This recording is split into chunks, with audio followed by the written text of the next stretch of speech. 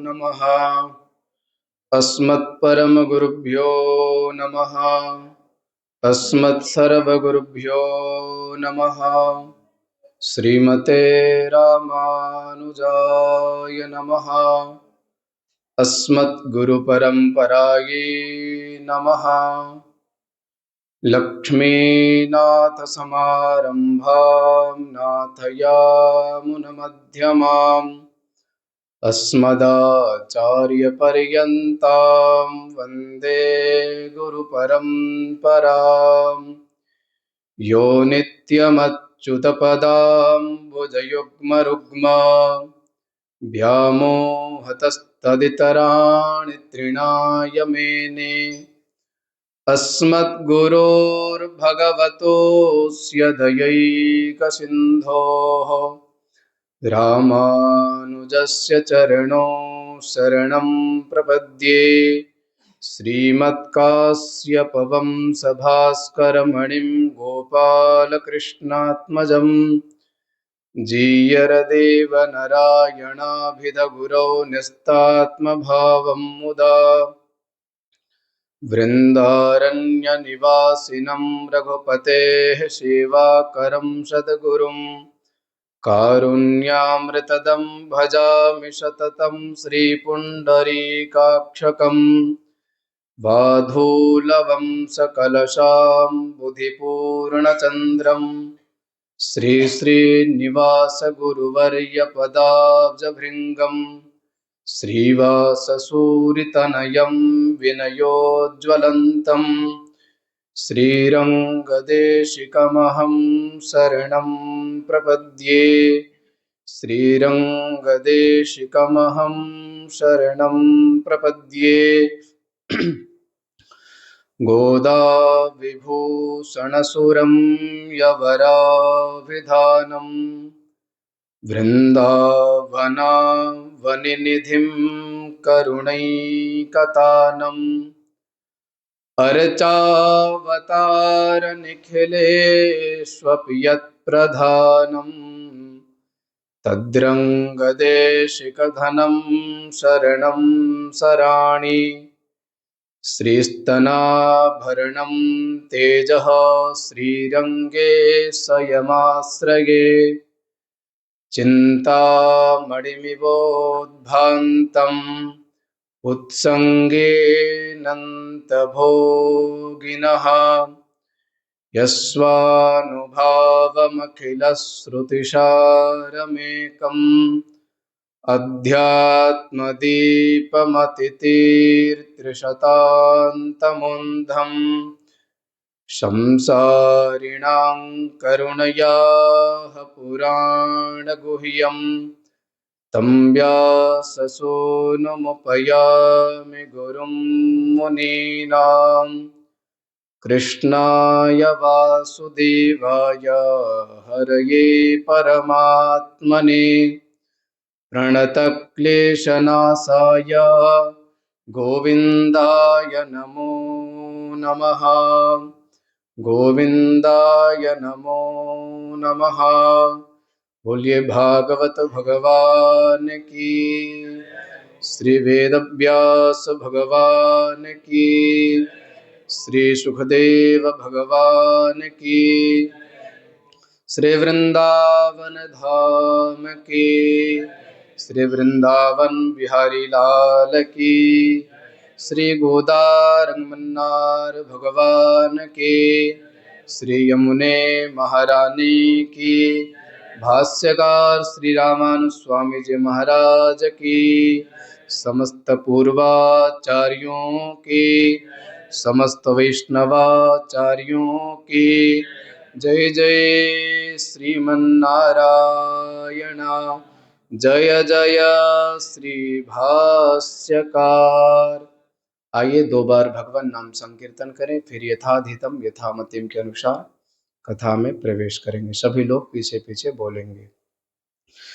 जय जय श्यामा, जय जय श्याम, जय जय श्री वृंदावन धाम, जय जय श्यामा जय जय श्याम जय जय श्री वृंदावन धाम जय जय श्यामा जय जय श्याम जय जय श्री वृंदावन धाम जय जय श्यामा जय जय श्याम जय जय श्री वृंदावन धाम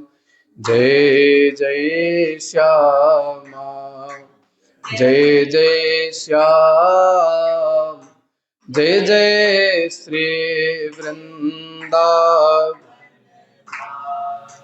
जय जय रुक्मिणी जय घनश्याम जय जय श्रीपुरद्वारिका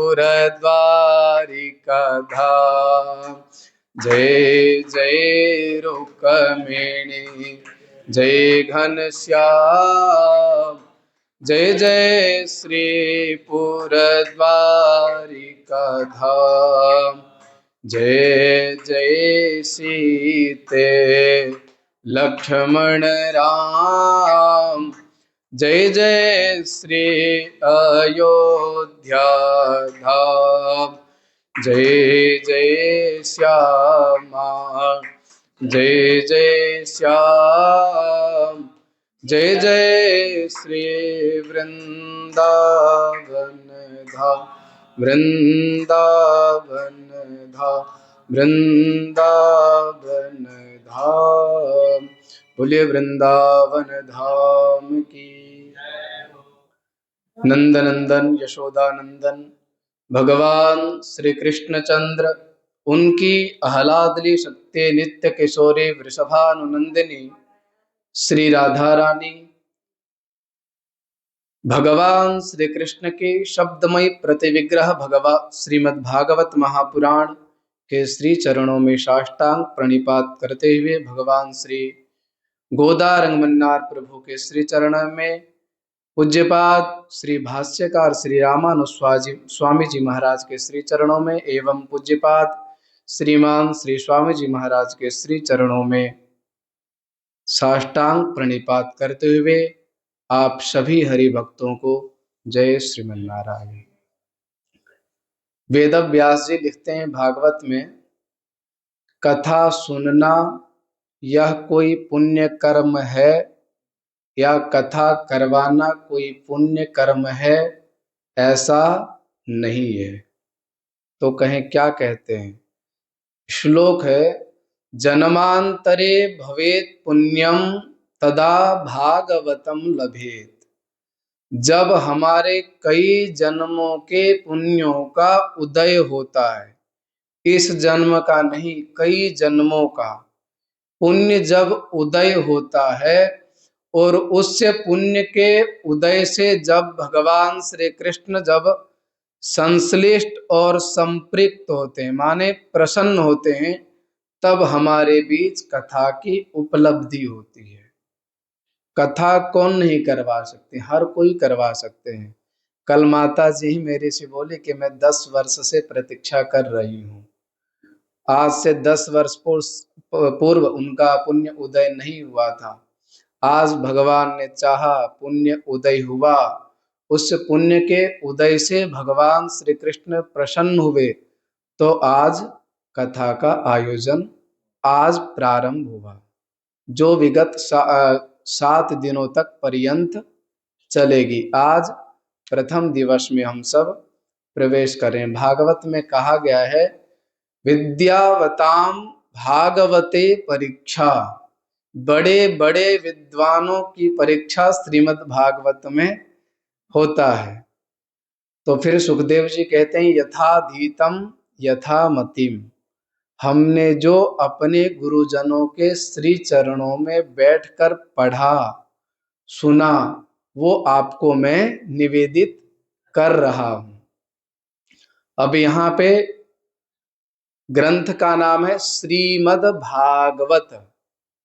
जिसमें 18,000 श्लोक, 335 अध्याय और 12 स्कंद से युक्त ये श्रीमद् भागवत महापुराण एक महान और दिव्य भगवान श्री कृष्ण का शब्दमय विग्रह है। यह कोई ग्रंथ, ये कोई पोथी कहे तो ऐसा नहीं है। यह साक्षात भगवान श्री कृष्ण का शब्दमय विग्रह ही भागवत महापुराण के रूप में विराजमान है यहाँ पे। तो श्रीमद् भागवत का अर्थ पहले जान लें। श्रीमद् भागवत कहते किसे हैं, श्रीमद् भागवत का अर्थ क्या होता है। तो जो शुरू में है श्रीमद्, श्रीमद् का अर्थ होता है श्रीमदम माने कल्याणदम, यह कल्याण करने वाला।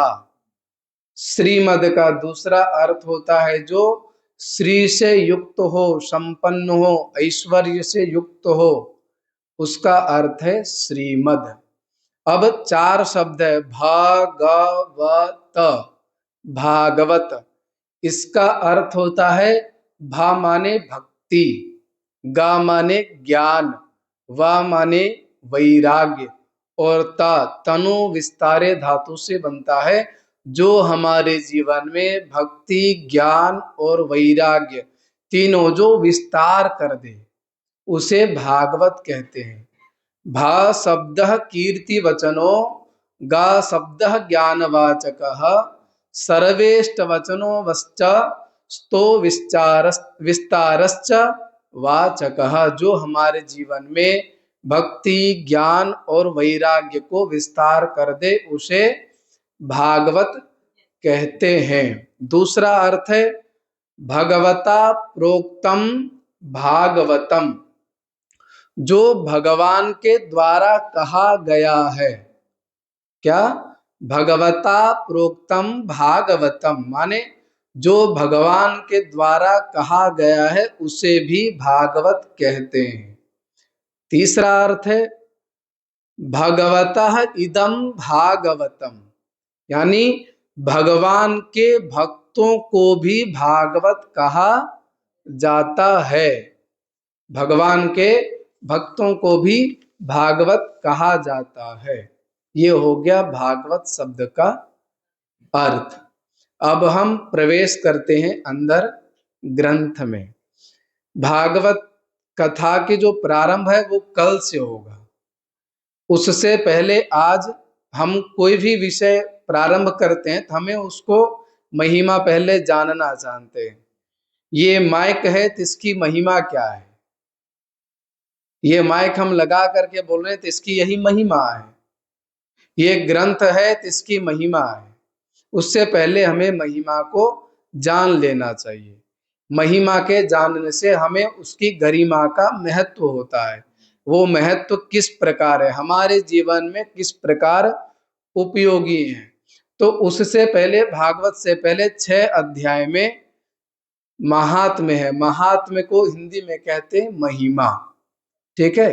वेद व्यास जी अशांत पढ़े थे।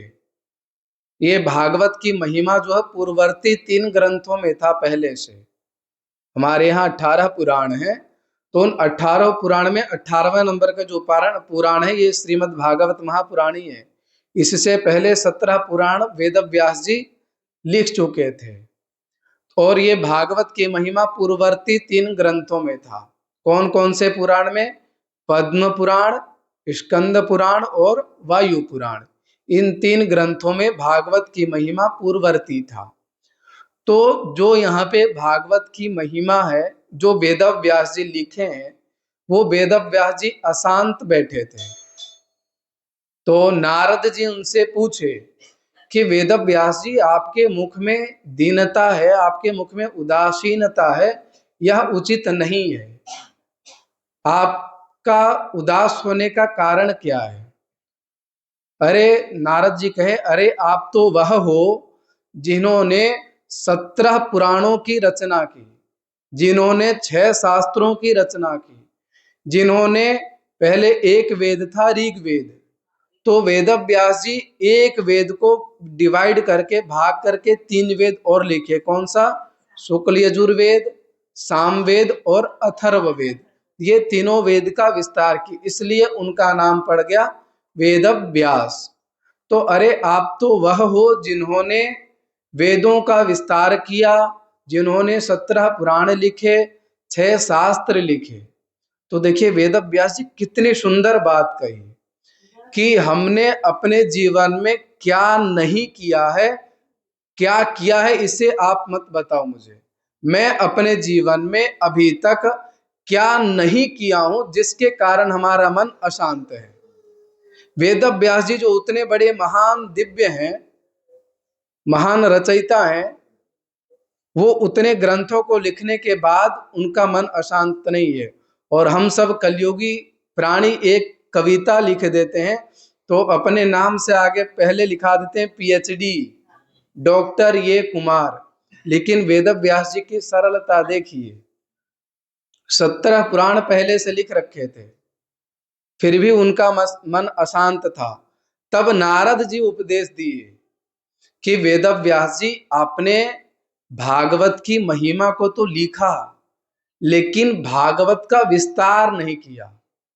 आप भागवत का विस्तार करो, कलयुग में उसी का वैल्यू सबसे ज्यादा होगा। आपके 17 पुराणों की कथा उतनी नहीं होगी जितनी भागवत की कथा होगी, और साक्षात कलयुग में ये दिख रहा है, सबसे अधिक भागवत जी की ही कथा होती है। तो वेद व्यास जी कहें ठीक है। उसके बाद वेद व्यास जी भागवत का प्रसार, भागवत का मतलब सारांश लिखना शुरू किए। फिर लिखे कहां पे, ये भी सुन लीजिए। वेद नारद जी ने उपदेश दिया वेद व्यास जी को, वेद व्यास जी लिखना प्रारंभ किए। कहां पे? बद्रीनाथ में। आप सब दर्शन करने गए? कोई बद्रीनाथ गए हैं तो वहां पे एक व्यास गुफा है। व्यास गुफा है, व्यास गुफा के पास में ही माणे गांव है, वहीं पे। हाँ, माणे गांव है जहाँ पे खूब गर्म जल आता है।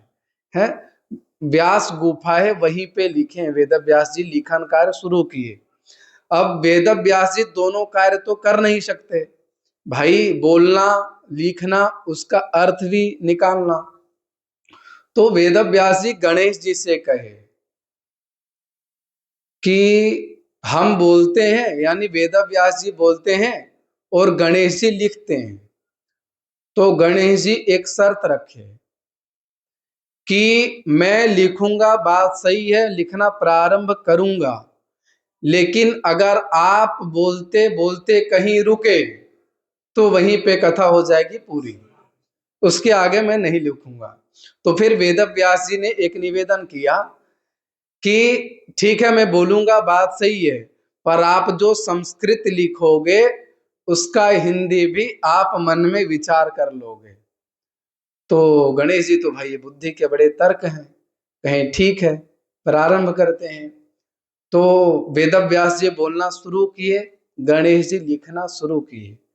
तो वेद व्यास जी प्राणायाम के माध्यम से अपने श्वास को इतना जीत रखे थे कि एक श्वास में मिनिमम 100 श्लोक बोल सकते थे।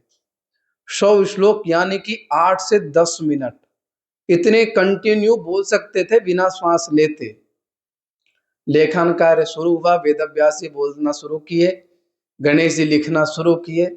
लिखते लिखते 100वां श्लोक भागवत जी का चतुर्थ अध्याय में आता है, प्रथम स्कंद के 100वां श्लोक। इतना कठिन शब्द निकाले वेद व्यास जी, दृष्ट्वा नुयान्तं ऋषिमात्मजमप्यनग्नं देव्यो ह्रिया परिदधुर्न सुतस्य चित्रम् तद्वीक्ष्य पृच्छति मुनो जगदुस्तवास्ति स्त्री पुंभिदान सुतस्य विविक्त दृष्टे।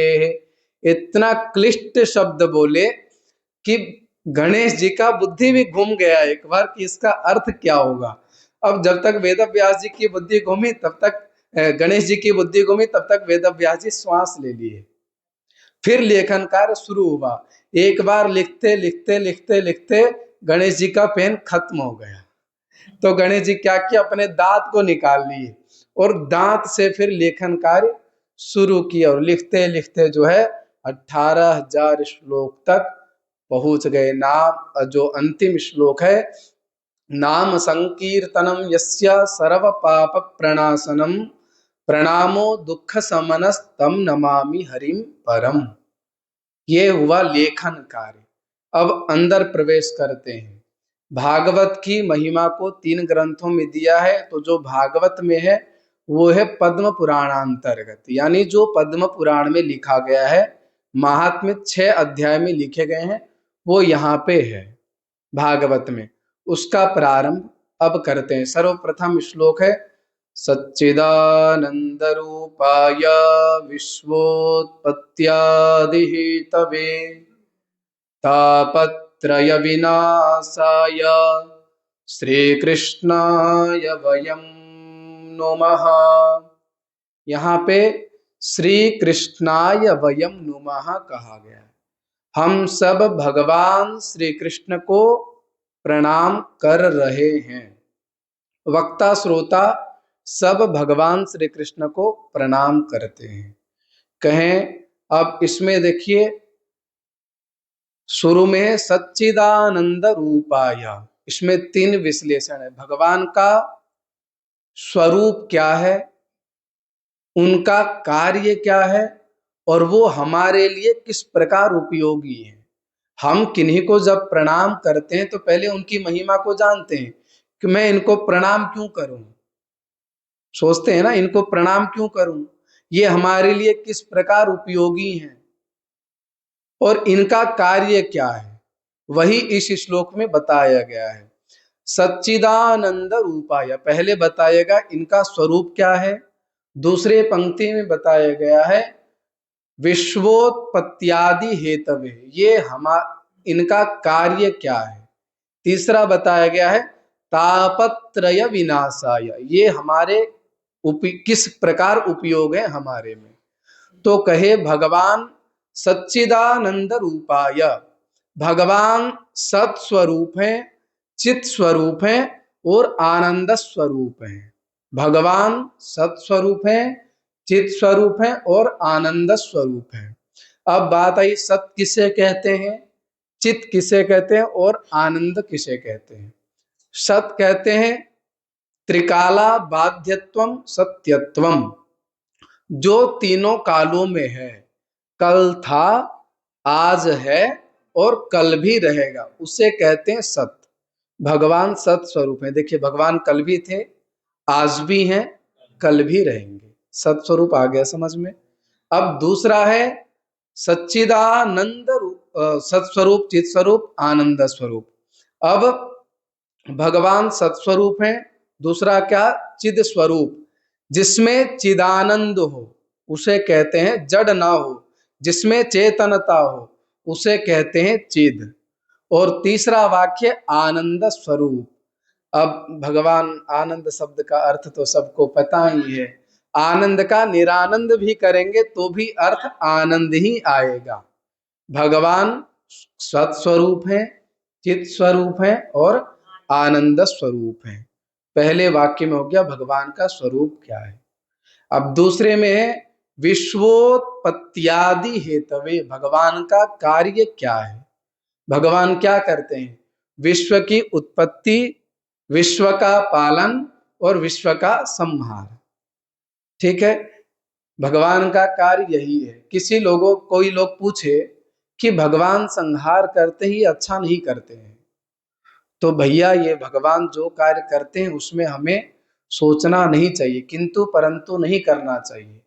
आप सोचिए, अगर भगवान आज इस माइक को बनाए, ठीक, अगर इसका आने वाले दिन में संहार नहीं होगा तो ये क्या दोबारा कोई माइक बनेगा, नहीं बनेगा, है ना, बनेगा क्या, नहीं बनेगा। एक बार जो बना दिया फिर दोबारा इसको कोई बनाना चाहेगा तो इससे तो लोग दूर हो जाएंगे, इसमें कोई फायदा है नहीं। भगवान बनाते भी हैं, रक्षा भी करते हैं और संहार भी करते हैं। तो कहीं संहार करते हैं ये अच्छा नहीं है। आप खुद बताइए, अगर संहार ना करें तो आपके दादा के दादा के दादा के दादा के दादा आ जाए तो आप उन्हें क्या कह करके बुलाएंगे कि हमारे 10 पीढ़ी पीछे वाले दादाजी इधर आइए, ये कहेंगे क्या? नहीं कहेंगे ना। तो भगवान संहार भी करते हैं, ये भगवान का कार्य है, ये भगवान का स्वरूप है। ये हो गया भगवान का स्वरूप। भगवान विश्व की उत्पत्ति, विश्व का पालन और विश्व का संहार भी करते हैं। तीसरे पंक्ति में है तापत्रय विनाशाय। भगवान हमारे लिए उपयोगी क्या है? तो कहें हमारे लिए भगवान ने ताप को दूर करते हैं। यहां देखिए, अच्छा पाप नहीं कहा गया, ताप कहा गया है। सब लोग कहते हैं हम कष्ट किए तो भगवान हमारा पाप दूर करते हैं ना। पाप और ताप में दोनों अंतर है। अब समझ लीजिए पाप किसे कहते हैं, ताप किसे कहते हैं। तो कहा जो हम पाप करते हैं उसी का फल मुझे ताप के रूप में मिलता है, यानी कि पाप से भी बड़ा है ताप। हम जो गलत कृत्य करते हैं, गलत कार्य करते हैं, उसका सजा मिलता है। तो हमें कहते हैं ना कि मुझे बहुत कष्ट हो रहा है, वही है ताप।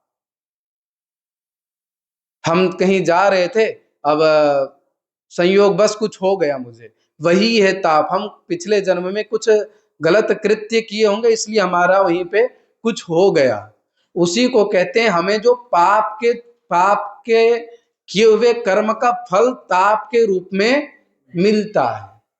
अब वो ताप किसे कहते हैं?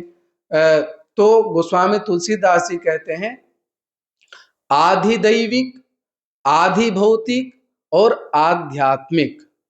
गोस्वामी तुलसीदास जी अपने रामचरितमानस में लिखते हैं दैहिक दैविक भौतिक तापा, दैहिक दैविक भौतिक तापा, राम राज्य काहू नहीं व्यापा।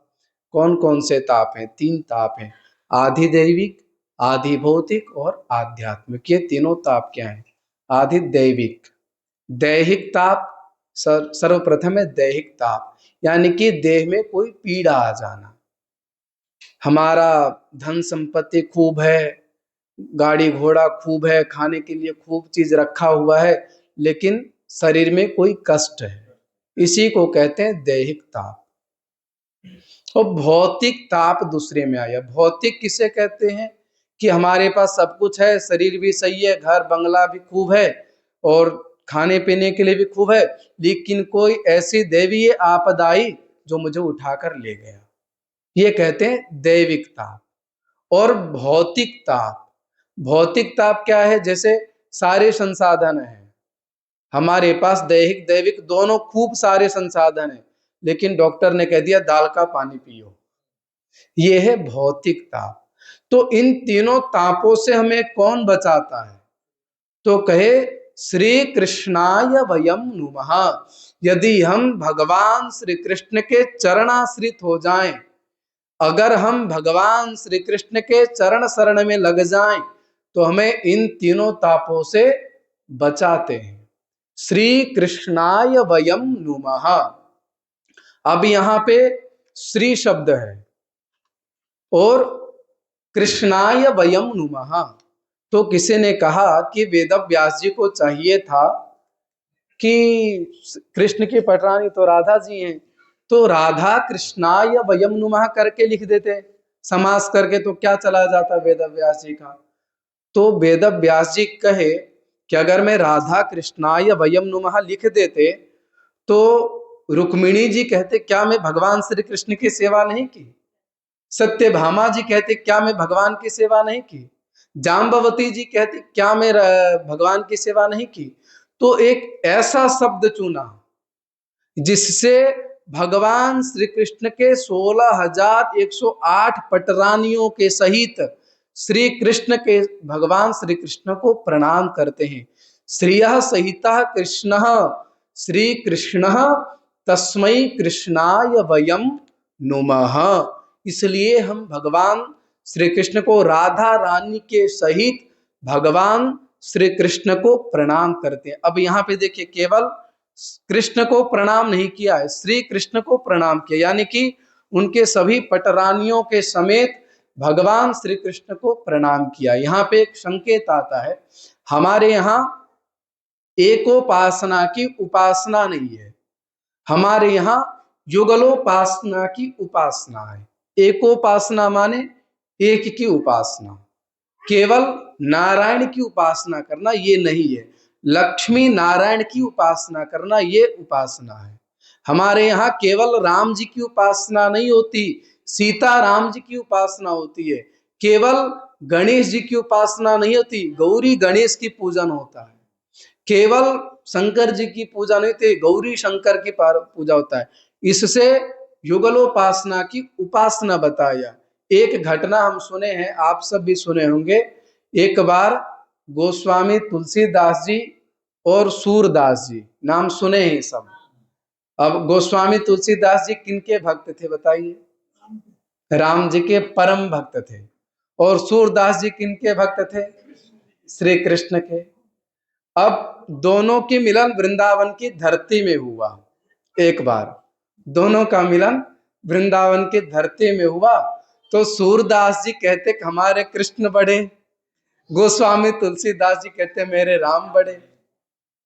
तो कहें फैसला कैसे किया जाए कि कृष्ण बड़े हैं कि नारायण बड़े, राम बड़े हैं? तो कहे ऐसा है, कल दिन में ठीक 12 बजे आइए आप वृंदावन की धरती पे, और वहां पे एक तराजू रखा जाएगा, और उस तराजू पे एक साइड आप बैठिएगा, एक साइड मैं बैठूंगा, और आप अपने राम जी को बुलाइएगा अपने हृदय में, मैं अपने हृदय में कृष्ण को बुलाऊंगा, और जिसका पलड़ा भारी उसी वही जीतेगा। कहा ठीक है। दूसरे दिन ठीक मिलते हैं। दूसरे दिन ठीक 12 बजे वृंदावन की धरती पर मिलन हुआ गोस्वामी तुलसीदास जी और सूरदास जी का। तो सूरदास जी कहे हम पहले बैठते हैं, कहे गोस्वामी तुलसीदास जी कहे ठीक है बैठिए। अब सूरदास जी बैठ गए तराजू के पलड़े में और कहे हे कन्हैया, हे बालकृष्ण प्रभु, आप जहां कहीं भी हो हमारे हृदय में आ जाओ। आज मेरी लाज आपके हाथों में रख रखा है। गोस्वामी तुलसीदास जी से पंगा ले लिए हैं, ये आपके ऊपर ही है क्या करना है। तो कृष्ण जी जैसे थे, एक गोपाल जी रखे थे वो सेवा करते थे, वो जैसे थे उनके हृदय में आ गए, विराजमान हो गए। सूरदास जी का पलड़ा नीचे और एक पलड़ा ऊपर। सूरदास जी कहे गोस्वामी तुलसीदास जी से कि अब आपकी बारी है, अब आप बैठ करके देखो। गोस्वामी तुलसीदास जी बैठे, कहे हे श्री सीताराम जी। यहाँ शब्द याद रखिएगा, आप सब अभी पूछूंगा मैं क्या बोले थे गोस्वामी तुलसीदास जी, क्या बोले हैं सूरदास जी। तो गोस्वामी तुलसीदास जी कहे हे श्री सीताराम जी, आप जहां कहीं भी हो हमारे हृदय में आ जाओ, हम भी अपनी लाज आपके हाथों में सौंप रखा है। अब गोस्वामी तुलसीदास जी का पलड़ा नीचे, सूरदास जी का पलड़ा ऊपर। सूरदास जी कुछ नहीं बोले, चुपचाप से उठे और चले गए घर पे। और घर पे एक छोटे से गोपाल जी की पूजा करते थे। तो जाके कहते हैं अगर थोड़ी सी पलड़ा भारी कर दी है तो तेरा क्या चला जाता, अरे हमने तो तेरे लिए ही लड़ाई किया था, आज से तेरी सेवा नहीं होगी, जाओ। और इतना बोल करके पीछे मुड़े तो पीछे से आवाज आई बाबा, सूरदास जी को, बाबा ज्यादा नाराज हो क्या? तो सूरदास जी के बात मत करना मेरे से, तो ठाकुर जी के एक प्रश्न का उत्तर चाहिए, अगर आप प्रश्न की उत्तर दे दें तो मैं चला जाऊंगा। तो कहे हाँ बोलो क्या बात है। तो ठाकुर जी कहे अच्छा आप ये बताइए कि 2 लोग भारी होते हैं कि 3 लोग भारी होते हैं? सूरदास जी की दिमाग घूम गई कि ये क्या होता है। तो ठाकुर जी कहे आपको याद है गोस्वामी तुलसीदास जी क्या कहे थे, क्या कहे थे बताइए? श्री सीताराम जी। गोस्वामी तुलसीदास जी क्या कहते? हे श्री सीताराम जी। वो सीता जी को, राम जी को, दोनों को बुलाए थे। तो उधर तो 3 हो गए, और आपने क्या बोला था याद है आपको? हे श्री गोपाल जी बाल कृष्ण भगवान, आप मेरे हृदय में आओ। तो मैं जैसे था कि आपके हृदय में बैठ गया। अब उधर 3 लोग, हम 2 लोग, वजन किसकी ज्यादा होगा? इसी से भगवान ने सूरदास जी को युगलोपासना की उपासना बताया। वही यहाँ पे कहा गया है, हमें एकोपासना की उपासना नहीं करना चाहिए, हमें युगलोपासना की उपासना करना चाहिए। इसलिए यहाँ पर राधा कृष्णाय वयम नुमः नहीं लिखा है। अगर राधा कृष्णाय वयम नुमः लिख देते तो केवल राधा रानी भगवान श्री कृष्ण को प्रणाम कर रही हैं, बस यही अर्थ निकलता है। यहाँ पे है श्री कृष्णाय वयम नुमः, भगवान श्री कृष्ण के 16,108 पटरानियों के सहित हम भगवान श्री कृष्ण को प्रणाम कर रहे हैं। यह एक शब्द की व्याख्या, श्री कृष्णाय वयम नुमः। नुमः शब्द है, नमः नहीं है, नुमः है। अब दूसरे शब्द में सुखदेव जी को प्रणाम किया गया है। यम प्रव्रजन्तमनुपेतमपेत कृत्यम द्वैपायनो विरह कातर आजुहाव पुत्रेति तन्मयतया तरवोभिनेदुस्तं सर्वभूतहृदयं मुनिमानतोऽस्मि। जो जन्म लेते ही प्रव्रज्या ग्रहण करके वन की ओर चल पड़े, ऐसे भगवान सुखदेव को हम प्रणाम करते हैं। भगवान सुखदेव जी की पूर्व जन्म की कहानी जो है अवान्तर ग्रंथों में आता है। इसकी व्याख्या कल हम करेंगे प्रथम स्कंद में, जहाँ पे भगवान सुखदेव जी ने नारद जी से 6 प्रश्न किए थे, वहां पे आता है। तो वहां पे सुखदेव जी का पूर्व जन्म की व्याख्यान आगे करेंगे। यहाँ पे फिर अगला श्लोक है, नैमिषे सूतमासीनम अभिवाद्य महामतिम कथामृतरसास्वादः कुशलः शौनको ब्रवीत। श्री सूत जी महाराज शौनकादि ऋषियों को नैमिषारण्य की धरती पर कथा सुनाने जा रहे हैं। नैमिषारण्य कहाँ पे है? लखनऊ के पास है, यूपी में पड़ता है। लखनऊ के पास डिस्ट्रिक्ट पड़ता है सीतापुर। वहां पे नैमिषारण्य एक तीर्थ है। भगवान ने चक्र छोड़ा, ब्रह्मा जी ने चक्र छोड़ा, जो आकर के नैमिष के धरती पे गिरा। आज वो नैमिषारण्य में कोई वैसा मंदिर नहीं है, एक चक्र तीर्थ है वहां पे। और उस चक्र तीर्थ में जल निकलता, उस चक्र तीर्थ से, और वो जल कई वर्षों से निकलते आ रहा है, आज तक खत्म भी नहीं हुआ है। कई वैज्ञानिक आए, इतना भी नाप नहीं सके कि वो चक्र तीर्थ नीचे कितनी गहरा है। अभी बाद में बाहर से वो दीवार दे दिया गया है स्नान करने के लिए। तो वहां पे जब स्नान करते हैं चक्र तीर्थ में, तो वो परिक्रमा करते हुए ऐसे घूमते हुए स्नान करते हैं। और वो नैमिषारण्य के धरती पे आज भी 18,000 शौनकादि ऋषि तपस्या करते हैं। आज भी इस कलयुग में भी नैमिषारण्य के धरती पे 88,000 शौनकादि ऋषि तपस्या कर रहे हैं। वो नैमिषारण्य हमारे यहाँ भारत में 8 भू वैकुंठ है। उन भू वैकुंठों में भी एक वैकुंठ है। 8 भू वैकुंठ है, जो 4 दक्षिण भारत में है, 4 उत्तर भारत में है। ये भी सुन लीजिए, हमारे शरीर में सामर्थ्य रहते हुए भी भारत हमारा एक बहुत अच्छा देश है। भारत को कहा गया है कर्म की भूमि, और विदेश को कहा गया भोग की भूमि। हम जो पूजन पाठ धर्म कर्म करेंगे भारत में उसका फल है, और अगर विदेश में करेंगे तो उसका कोई फल नहीं है। विदेश में अगर कोई धर्म कार्य करे तो उसका कोई फल विदेश में नहीं, ऐसा ये भारत है। तो यहाँ पे भारत में 7 मोक्षदायिनी पुरियां हैं। कभी समय मिलेगा तो उसकी भी चर्चा किया जाएगा। भारत में 7 मोक्षदायिनी पुरियां हैं, 4 धाम हैं, 8 भू वैकुंठ हैं, और कई सारे तीर्थ हैं, वो सब भारत में ही है। अब यहाँ नैमिषारण्य की बात है तो वो अष्टभू वैकुंठ है, तो एक वैकुंठ ये नैमिषारण्य है।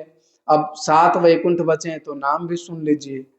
अष्टभू वैकुंठ माने जहाँ पे भगवान स्वयं जाकर के विराजमान है, आज भी साक्षात दर्शन देते हैं, ऐसे जगह को वैकुंठ कहते हैं, भू वैकुंठ कहते हैं, जो 4 दक्षिण में है, 4 उत्तर भारत में है।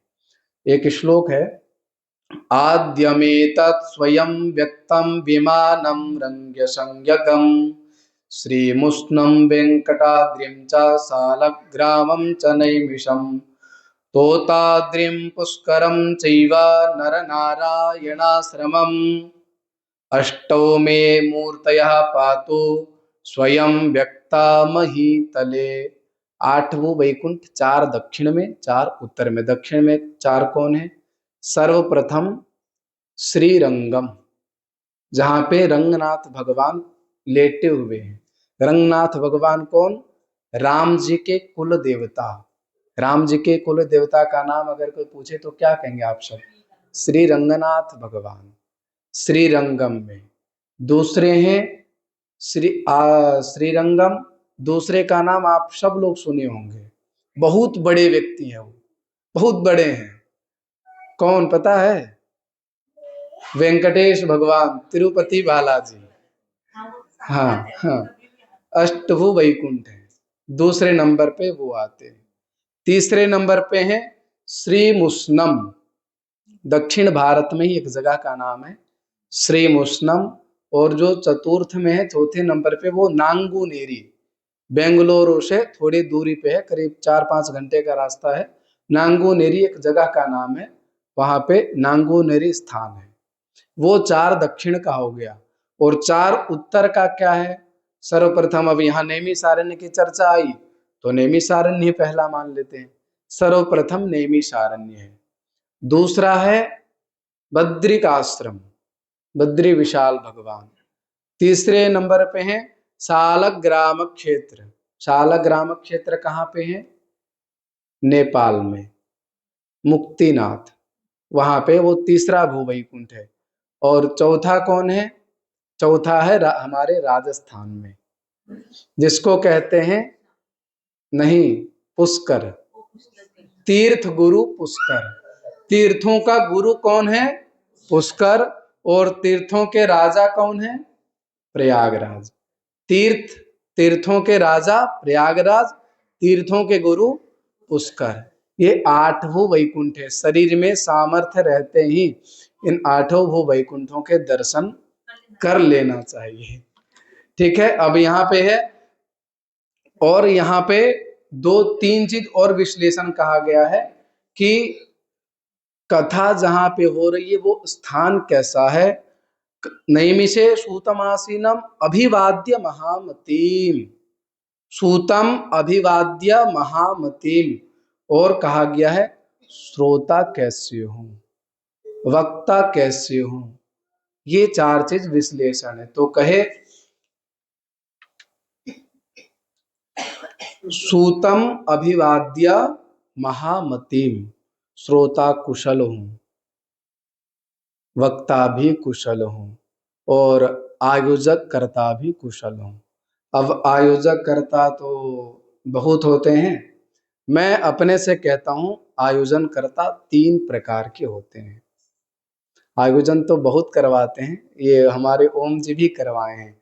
अब ये खुद में बता देंगे कि मैं किस प्रकार का आयोजक करता था। एक प्रथम नंबर के हैं आयोजक कर्ता, आयोजक के रूप में है। एक आलोचक होते हैं, वो भी बहुत अच्छे होते हैं श्रोता। श्रोता 3 प्रकार के बताए गए हैं यहाँ पे, एक आयोजक कर्ता, एक आलोचक कर्ता, और तीसरा जो वो आस्वादक कर्ता। आयोजक किसे कहते हैं? अब जैसे आप आयोजन करवा रहे हैं, संतोष जी आयोजक करवा रहे हैं, तो भाई इनके आए गए लोग के भी ध्यान रखना पड़ेगा। बहुत से लोग आएंगे जाएंगे तो इनकी थोड़ी व्यस्तता रहेगी, तो ये आयोजक करता है। अब एक होते हैं आलोचक कर्ता, जो कथाओं में जाते हैं और आलोचना करते हैं। यहाँ पे ऐसी कथा हुई, वहां पे ऐसी हुई थी, वहां पे ऐसी हुई थी, वहां पे इतना बड़ा पांडाल लगा था, वहां पे इतनी भीड़ होती थी। इसे आलोचक करता है। और सबसे बेस्ट कथा श्रोता कौन होते हैं? कहा आस्वादक। जो बैठ करके, जिनके बगल से शेर भी निकल जाए और पता ना चले, उसे कहते हैं आस्वादक। जो बैठ करके शांत एकाग्रचित होकर के, कम से कम जितने देर कथा हो रही उतनी देर संसार से दूर होकर के भगवान के शरण में बैठे हैं, इसे कहते हैं आस्वादक। अब श्रोता तीन प्रकार के हो गए, आयोजक, आलोचक और आस्वादक। ये हो गया नैमिषारण्य के बाद कथा का स्थान कैसा होना चाहिए, श्रोता वक्ता कैसा होना चाहिए। बस बार बार यहाँ क्या कहा गया है? श्रोताओं के लिए कुशलः शौनको ब्रवीत।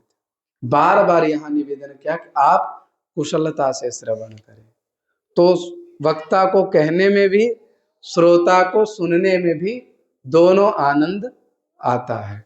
अब यहाँ पे है भक्ति महारानी का उपाख्यान। भक्ति महारानी एक बार शौनकादि ऋषि एकदा ही विशालायं चत्वारि ऋषयो मलाः सत्संगार्थम समायाताः दद्रीशुस्तत्र नारदम। एक बार चारों भाई, चार ऋषि माने सनक, सनंदन, सनत कुमार, सनातन, ये चारों भाई हैं। और ये चारों भाई का जीवन है कथा मात्रैक जीविनः। इनके जीवन में बस कथा मात्र ही इनका एक जीवन है। कहीं भी कथा होता आकर के तुरंत विराजमान हो जाते चारों भाई। अगर कहीं कथा नहीं होती तो एक भाई वक्ता, तीन भाई श्रोता, हमेशा। तो इसी प्रकार एक बार घूमते घूमते देखे तो नारद जी उधर से दौड़ते हुए आ रहे थे और खूब हाँफते हुए आ रहे थे। प्रश्न किए, एक भाई प्रश्न किए, कथम ब्रह्मन दीन मुखः। हे नारद जी, आपके मुख में दीनता क्यों है? तब तक दूसरे भाई ने कहा, कुतश्चिंता तुरो भवान। ये आपके मुख में जो चिंता की जो लकीरें दिख रही है, ये क्या कारण है? हमें कारण बताइए। तब तक तीसरे भाई ने कहा, त्वरितम गम्यते कुत्रा। भक्त के चाल में त्वरा नहीं होता, आप दौड़े दौड़े कहां से आ रहे हैं? तब तक चौथे भाई ने कहा, कुतश्चा गमनम तव इदानीम शून्य चित्तोसी गतवित्तो यथा जनः। जैसे किसी का धन हरण करके जो को लूट के भगते हैं, वैसे आप हारे आ रहे हो। ये बताओ, नोचितम वद कारणम, ये कारण क्या है? तब नारद जी कहते हैं, अग्रजों, भ्राताओं, संतों, महात्माओं, आज मैं पृथ्वी पर भ्रमण करने गया था। तो कहे क्या हुआ? अहम तु पृथ्वीम यातो ज्ञातवो सर्वोत्तमामिति। कहां कहां गए? हरिक्षेत्रम, कुरुक्षेत्रम, श्रीरंगम, सेतु बंधनम।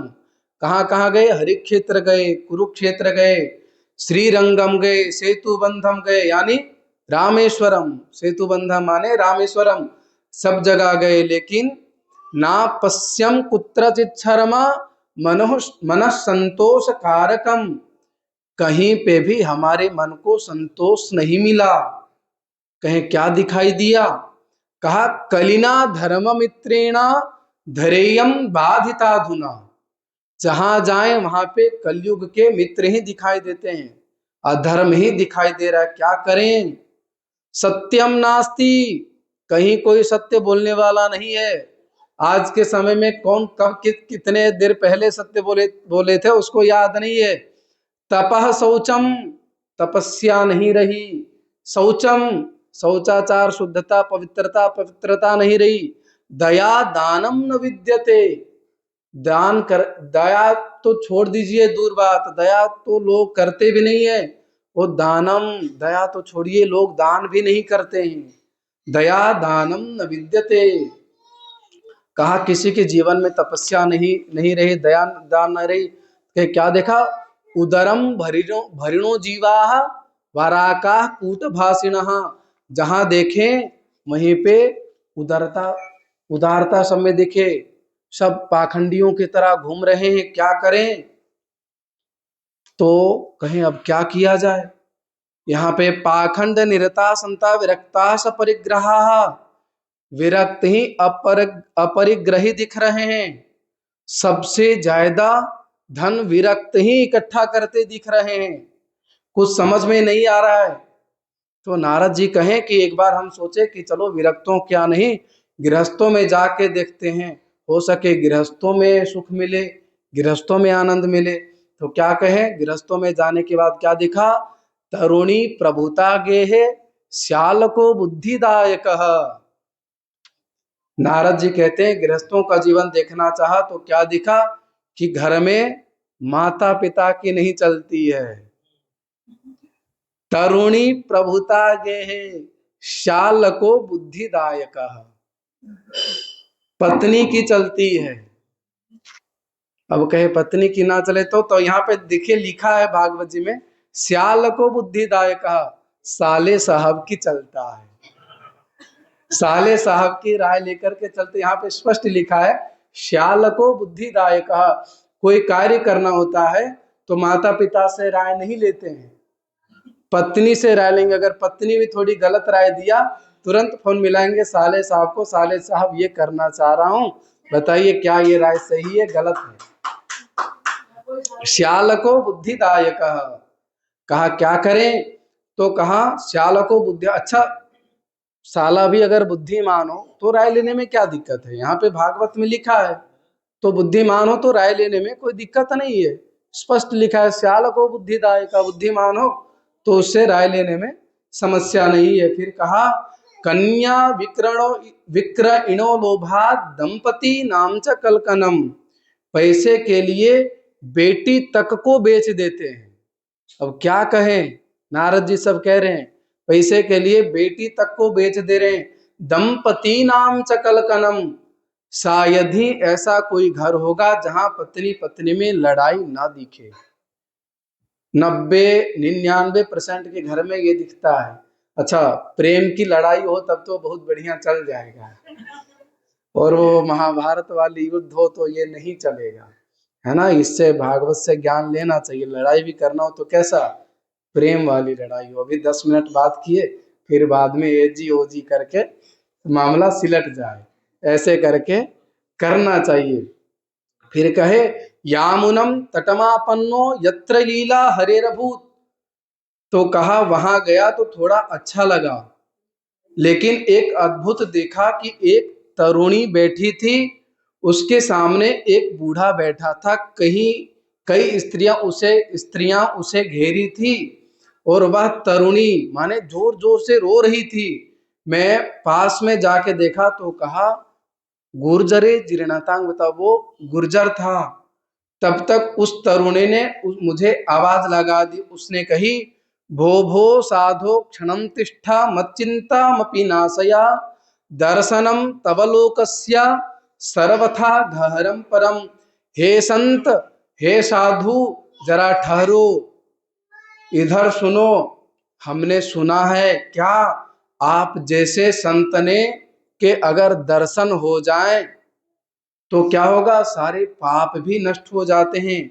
इसलिए महात्मा जरा ठहरो। कौन कह रही है, वो नहीं, वो जो तरुणी कह रही है जो रो रही थी, वो कह रही है नारद जी से जरा ठहरो, हमने क्या सुना है ऐसे महात्माओं के दर्शन हो जाए तो सारे पाप कट जाते हैं।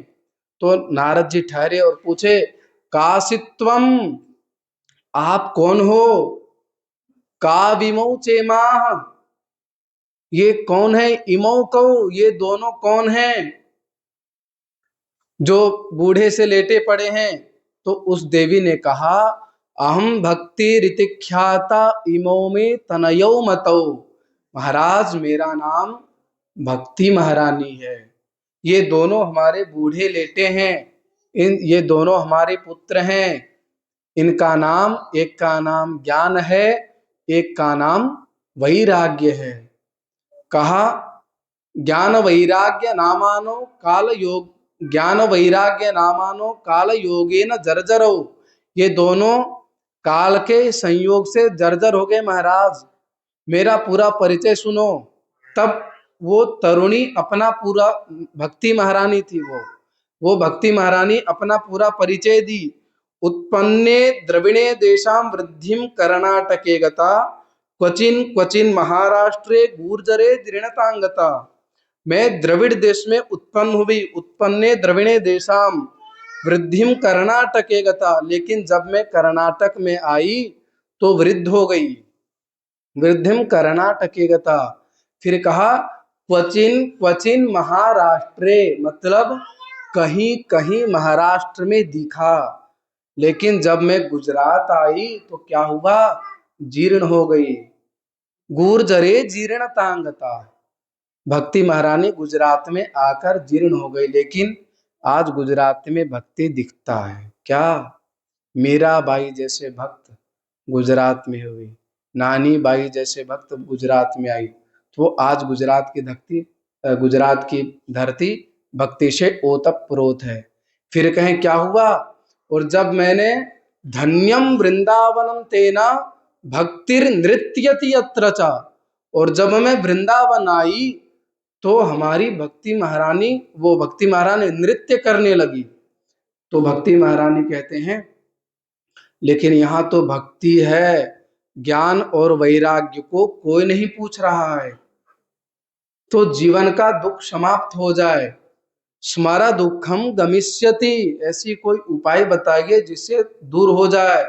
त्वया हूतस्तु भगवान याति नीच गृहेष्वपि, नीच से नीच घर में भी अगर कोई भक्ति करता है तो वहां भगवान जाने से इनकार कभी नहीं कर सकते हैं। लेकिन शर्त क्या है, भक्ति के साथ साथ ज्ञान और वैराग्य दोनों होना चाहिए। फिर नारद जी ने क्या किए, बार बार वेद सुनाए, गीता सुनाए, बार बार सुनाए, फिर भी ज्ञान और वैराग्य, जो दोनों बूढ़े थे बालक वो नहीं जगते, बार बार उनको सुनाए। हाँ ऐसा होता कभी कभी आँख खुलती फिर बंद हो जाती, खुलती फिर बंद हो जाती। जब कई वेद सुनाए, वेदांत सुनाए, गीता सुनाए, गीता पाठैर मुहुर्मुहुः, मुहुर्मुहुः माने बारंबार सुनाई गीता। जब बार बार गीता सुनाए तब जाकर के भक्ति वो ज्ञान और वैराग्य दोनों जगे। अहो नारद धन्योऽसि विरक्तानां शिरोमणि, सदा श्री कृष्ण दासानाम अग्रणीर योग भास्कर। हे नारद जी आप ध्यान धन्य हो, क्यों, क्योंकि दुनिया आपके दुख को दूर करने के लिए दौड़ लगाती है। फिर भक्ति महारानी जो है आज भी वृंदावन में दिखती है, और भक्ति के साथ साथ ज्ञान वैराग्य दोनों दिखता है। हम भक्ति करते हैं, भक्ति के साथ अगर हमारे भक्ति महारानी के साथ ज्ञान नहीं है, वैराग्य नहीं है, तो वो भक्ति किसी काम का नहीं है। अब भक्त के ज्ञान और वैराग्य क्या है, तो जो हम जैसे पूजन करते हैं तो उसका पूजन का एक क्रम होता है, उस क्रम से करें, यही ज्ञान है। वैराग्य क्या है, तो कहें हम भगवान का पूजन करें पर भगवान से कुछ मांगने की इच्छा नहीं करना है। भगवान से अगर कोई भक्त पहले मांग दे, मैं गारंटी कैसे कह सकता हूँ वो ठगा जाएगा। अगर जो भगवान से मांगा वो ठग जाएगा, और जो भगवान से नहीं मांगेगा भगवान उसको इतना देते हैं, इतना देते हैं वो कल्पना भी नहीं किया होगा, इतना। तो ये भक्ति के साथ साथ ज्ञान और वैराग्य दोनों दिखना चाहिए। फिर प्रश्न आता है कि हमें संक्षिप्त रूप में करना पड़ रहा है क्योंकि समय भी उतना ही है, सुबह से पाठ पूजन इत्यादि होता है। अब यहाँ पे है, कहा गया है ये भागवत की कथा सुनने से कैसे कैसे व्यक्ति पवित्र होते हैं। के विशुद्ध्यन्ति वदन्ति मह्यम, कैसे कैसे व्यक्ति भागवत की कथा सुनने से पवित्र होते हैं। तब नारद जी कहते हैं, ये मानवा पाप कृतस्तु सर्वदा, सदा दुराचार रता विमार्गगाः, क्रोधाग्निदग्धा कुटिलाश्च कामिनः, सप्ताह यज्ञेन कलौ पुनन्ति ते। ये मानवा पाप कृतस्तु सर्वदा, ये मानव अगर केवल और केवल पाप ही कर्म किया हो जीवन भर, वैसे पापी व्यक्ति भी सप्ताह यज्ञेन कलौ पुनन्ति ते, सप्ताह ज्ञान महायज्ञ का वो कथा अगर श्रवण करे तो ऐसे भी पापियों भी पवित्र होते हैं। तो नारद जी ने कहा क्या ऐसा कोई उदाहरण है? तो कहें बिल्कुल है। तो कहें क्या है? तो एक आता है भागवत जी में प्रसंग, एक पंडित जी थे जिनका नाम था पंडित आत्मदेव शक्ति नाम के एक ब्राह्मण थे और वेदज्ञ थे, बहुत बड़े विद्वान थे। यानी कि वेद वेदांत में इतने विद्वान थे, इतना मान लीजिए साक्षात सूर्य के समान थे, वो इतने बड़े विद्वान थे। वो लेकिन उनकी पत्नी उनके ठीक विपरीत थी। पत्नी का नाम था धुंधुली। और धुंधुली क्या थी? कहे जैसे पंडित जी बहुत बड़े विद्वान थे, वैसे धुंधुली एकदम ठीक उनके विपरीत थी। मतलब विद्वान नहीं, क्या एकदम दुष्ट। नाम से ही पता चलता है धुंधुली, एकदम दुष्ट। कोई संतान नहीं था, कई वर्ष बीत गए, कोई संतान नहीं हुआ। यहाँ तक कि घर में गाय रखे थे, गाय भी बच्चा नहीं दे रही थी। घर में पेड़ लगाते, पेड़ भी फल नहीं देता था। गांव वाले अपशगुन मान रहे थे। लोग इतने बड़े विद्वान पंडित को देख करके लोग शुभ मानते हैं, लेकिन पूरे गांव वाले अशुभ मानते थे। किनको? पंडित आत्मदेव शक्ति का। तो एक बार उनके मन में बड़ी पीड़ा हुई। क्या किए कि अब हम प्राण त्यागने जा रहे हैं। प्राण त्यागने के लिए जा रहे थे जंगल की ओर। अब जंगल गए। अब विद्वान लोग जो होते हैं ना, अच्छे पढ़े लिखे होते हैं, वो प्राण त्यागने से पहले 10 बार सोचते हैं। क्या सोचते हैं? कि हम इतने पढ़े लिखे हैं, इतने योग्य पुरुष हैं, अगर पटक के माथा पटक के मरेंगे तो पहले माथे में दर्द होगा, तब प्राण छूटेगा। जल में डूब के मरे तो पहले शरीर फूलेगा, बहुत कष्ट होगी, तब शरीर पूरा होगा। क्या करें? तब तक उधर से एक महात्मा आ रहे थे। महात्मा आए, देखे, महात्मा सब कुछ ये वृत्तांत पूछे और पंडित आत्मदेव शक्ति सारे वृत्तांत बताए। महाराज हमारे कोई संतान नहीं है, क्या करें? तो वो जो महात्मा जी थे वो क्या कहे, पंडित आत्मदेव शक्ति का ब्राह्मण जी जो थे पंडित जी के माथे का चक्र देख करके बता दिए, तुम्हें इस जन्म में नहीं, 7 जन्मों तक तुम्हें कोई बच्चा नहीं होगा। सप्त जन्मावधीतवा पुत्रो नैव च, तुम्हें 1-2 जन्म नहीं, 7 जन्म तक बच्चा नहीं होने वाला है। अब तो और पीड़ा होने लग गई और माथा पटकने के रोने लग गए। तब लास्ट में पंडित आत्मदेव शक्ति एक बात कहे कि जो हमारे 7 पीढ़ी को माने 7 जन्म को देख सकता है, वो हमें एक बालक भी दे सकता है। पंडित आत्मदेव शक्ति कहे, महाराज जो मेरे 7 जन्म को देख सकता है, वो मुझे एक बालक भी दे सकता है।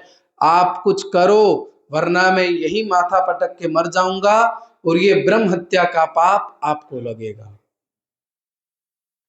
क्योंकि आपने मुझे उपाय बताया, अगर मुझे नहीं हुआ मैं माथा पटक के मर जाऊंगा, इसका ब्रह्म हत्या का पाप आपको लगेगा।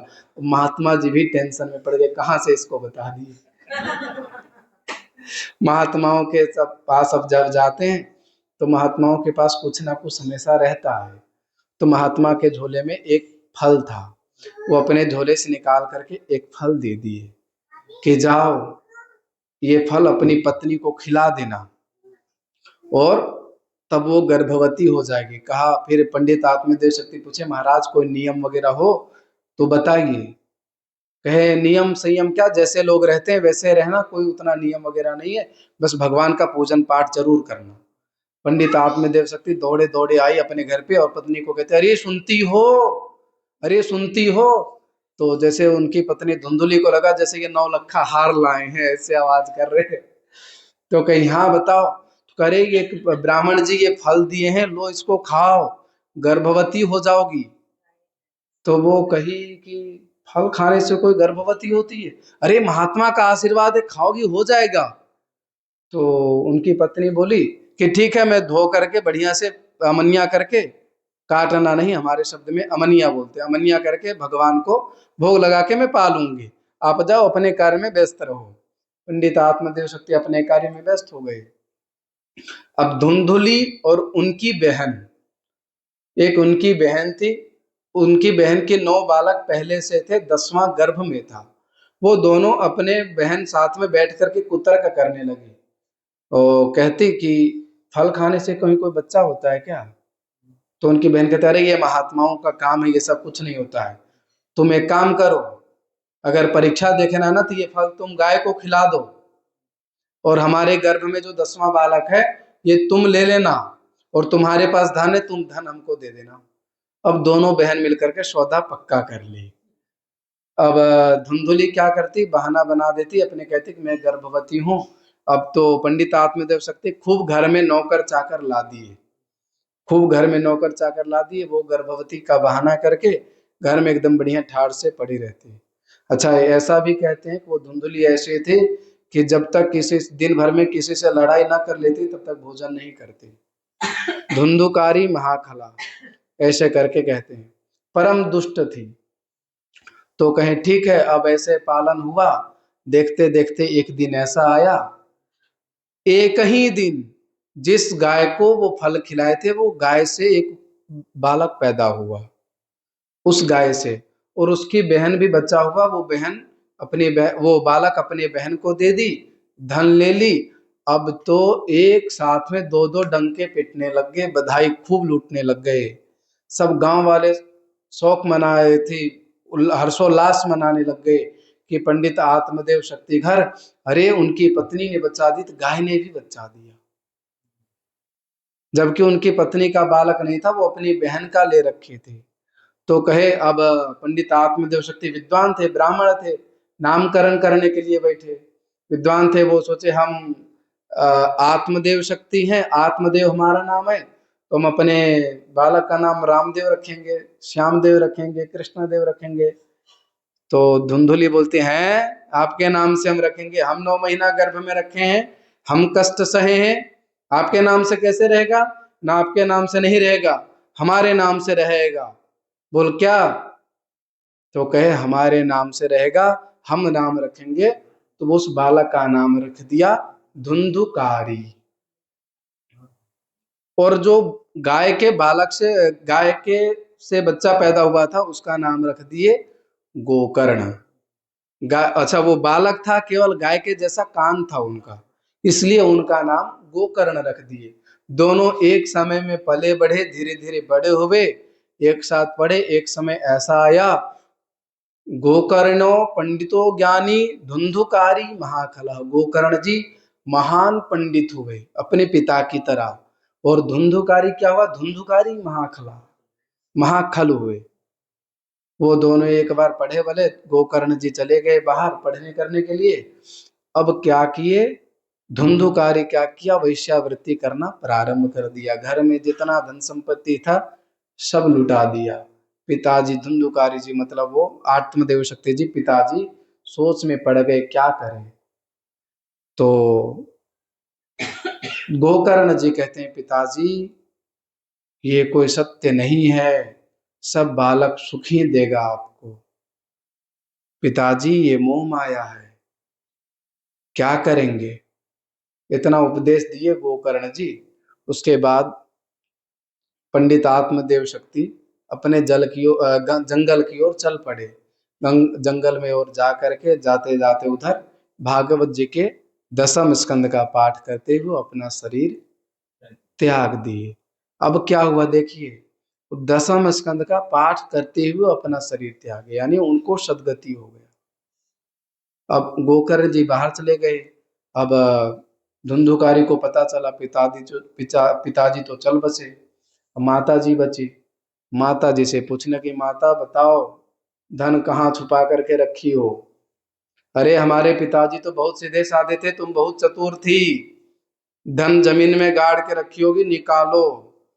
माँ ने कही, अरे बेटा तुमने तो सारा धन खर्च कर दिया, हम कहाँ रखें। ना ना, ऐसा हो नहीं सकता। धन तो जरूर कहीं रखी होगी, निकालो। अब नहीं निकाली बेटा, तुमने तो सारा खर्च कर दिया। धुंधकारी क्या किया, माँ को भी पीटना शुरू कर दिया। माँ को पीटते पीटते, रात्रि का समय था, जाते जाते एक कुआं पड़ा, कुआं में गिर के वो उसकी माँ भी मर गई। कौन, धुंधुली जी। अब देखिए क्या हुआ, पंडित आत्मदेव शक्ति की सदगति हुई, दसम स्कंद का पाठ करते हुए शरीर त्यागे, और धुंधकारी का क्या हुआ, असदगति हुआ, कुएं में डूब करके मरी। ये हुआ उन दोनों का। अब गोकर्ण जी बाहर थे, और अब अकेले बच गया धुंधुकारी। घर में आया, वैश्यावृत्ति खूब करने लगा। एक दिन क्या हुआ, वैश्याओं सब आए, सारा धन लूट के ले गए वैश्याएं।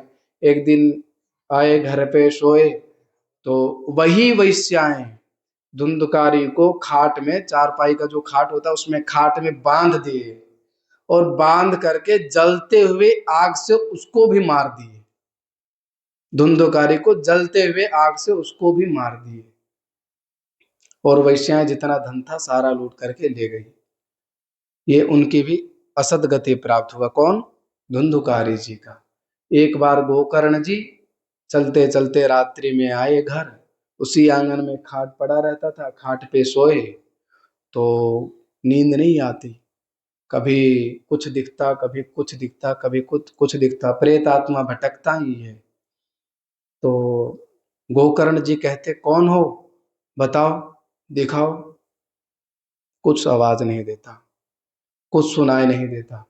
गोकर्ण जी दूसरे दिन सुबह उठे, संध्या वंदन कर रहे थे, संध्या वंदन में भगवान सूर्य नारायण को अर्घ्य दे रहे थे, सूर्योपस्थानम कर रहे थे। सूर्योपस्थान करते हुए भगवान सूर्य के किरणों को रोक दिए गोकर्ण जी, और भगवान सूर्य नारायण से पूछे कि जिसकी ये कौन है।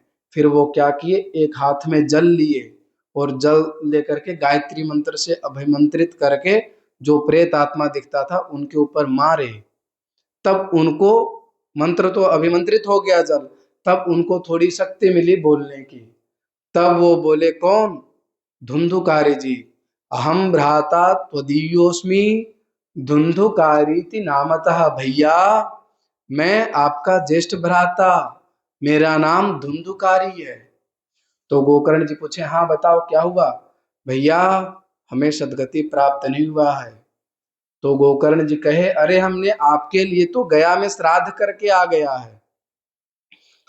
तो धुंधुकारी कहते हैं, भैया एक दो श्राद्ध नहीं, हम ऐसे ऐसे कृत्य करके बैठे हैं कि तुम गया में 100 श्राद्ध भी करके आ जाओगे तब भी हमारी मुक्ति नहीं होगी।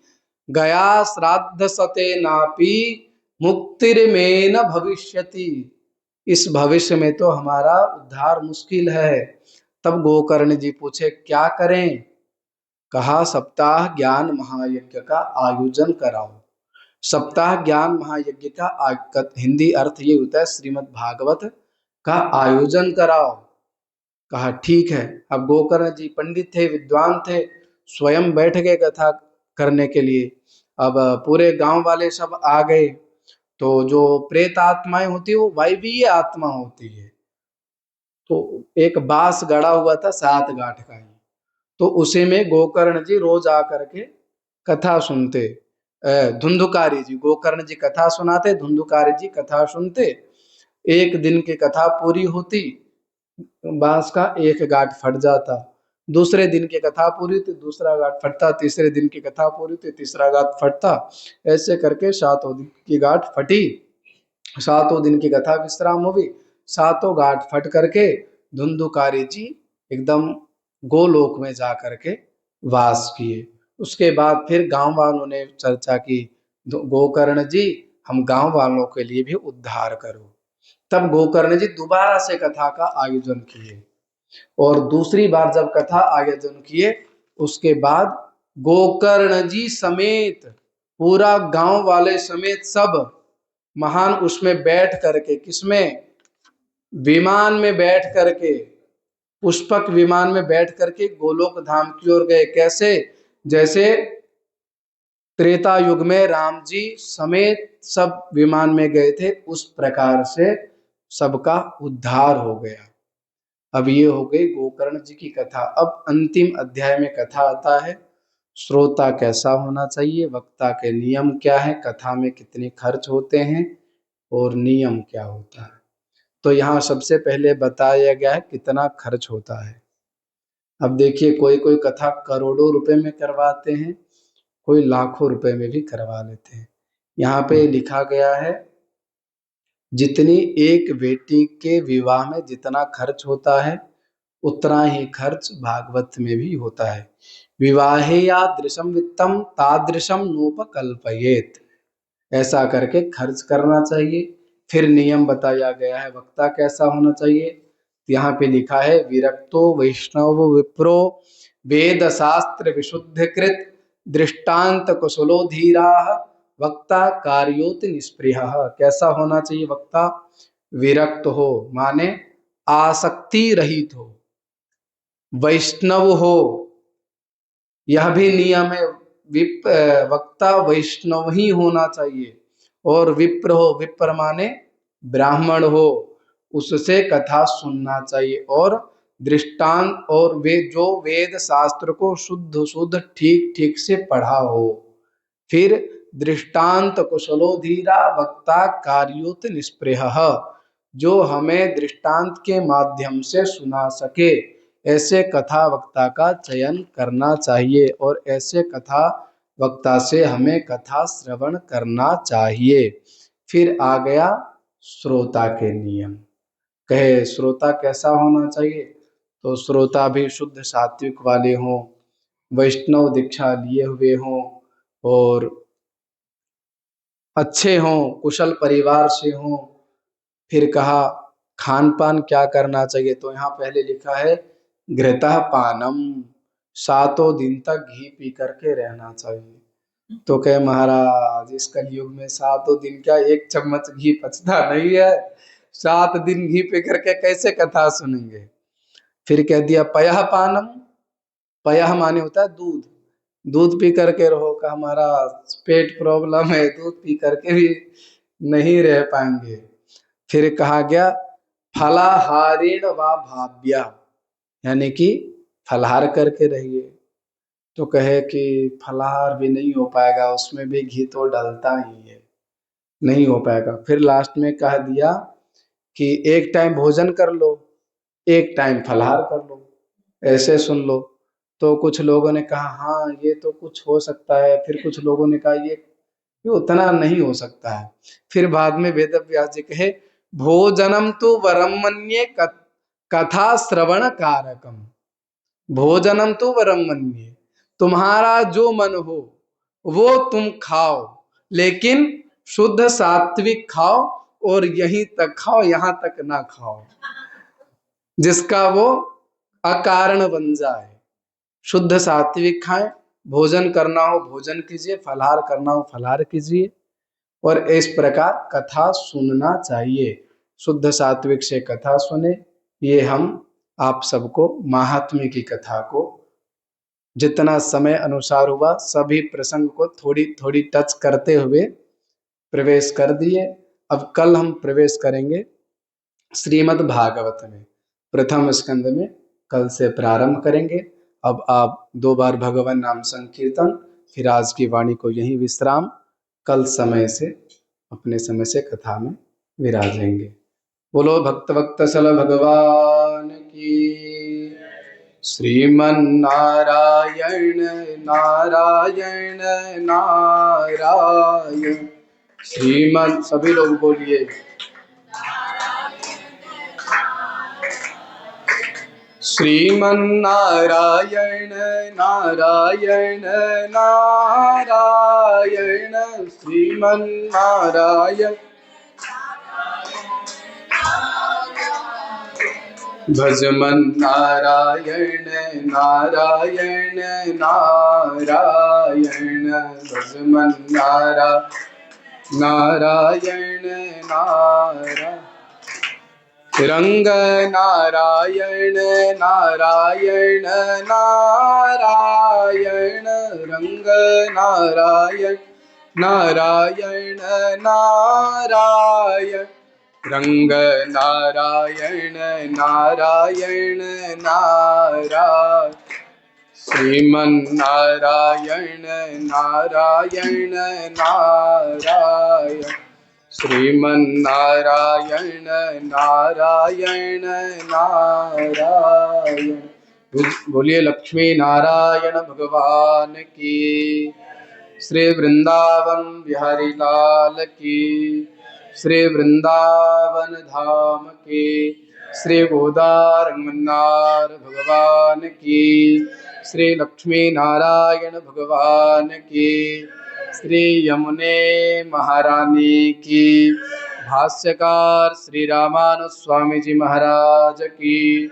समस्त पूर्वाचार्यों की। समस्त वैष्णवाचार्यों की।